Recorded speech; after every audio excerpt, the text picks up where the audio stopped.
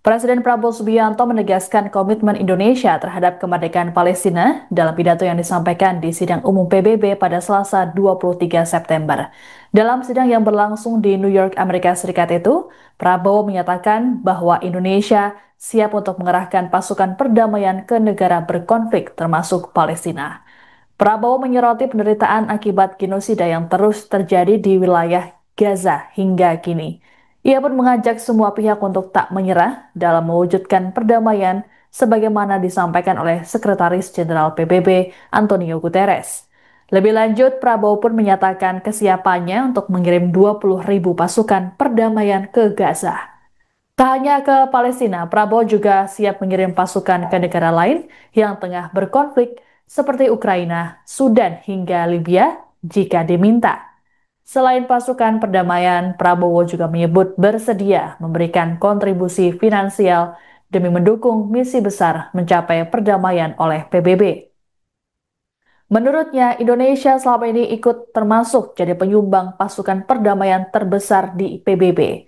Adapun Prabowo jadi kepala negara ketiga yang menyampaikan pidatonya dalam sidang umum PBB pada Selasa kemarin.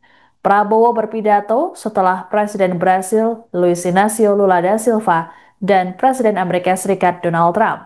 Selain siap mengirim pasukan, ada sejumlah poin lainnya yang disampaikan Prabowo dalam pidatonya tersebut, seperti penekanan solusi dua negara dalam konflik di Gaza demi kemerdekaan Palestina. Prabowo juga turut memamerkan sejumlah pencapaian dan pembangunan di Indonesia. Satu di antaranya pencapaian cadangan beras dan gabah di tanah air yang mencapai 4 juta ton dan disebut angka tertinggi sepanjang sejarah di Indonesia. Today, Indonesia is nearer than ever before to meeting the sustainable development goals of ending extreme poverty and hunger. Because years ago, this very chamber chose to listen and uphold social and economic justice. We will never forget.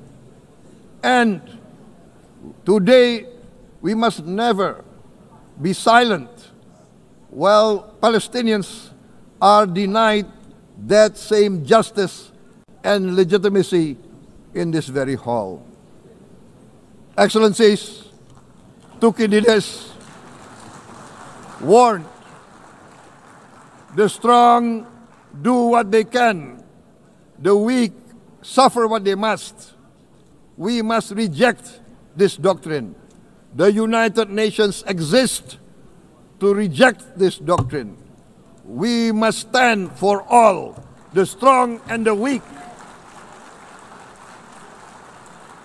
Might cannot be right. Right must be right. Indonesia today is one of the largest contributors to United Peacekeeping Forces. We believe in the United Nations.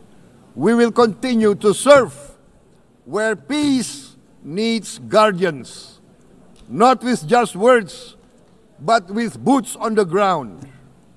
If and when the United Nations Security Council and this great assembly decide Indonesia is prepared to deploy 20,000 or even more of our sons and daughters to help secure peace in Gaza or elsewhere,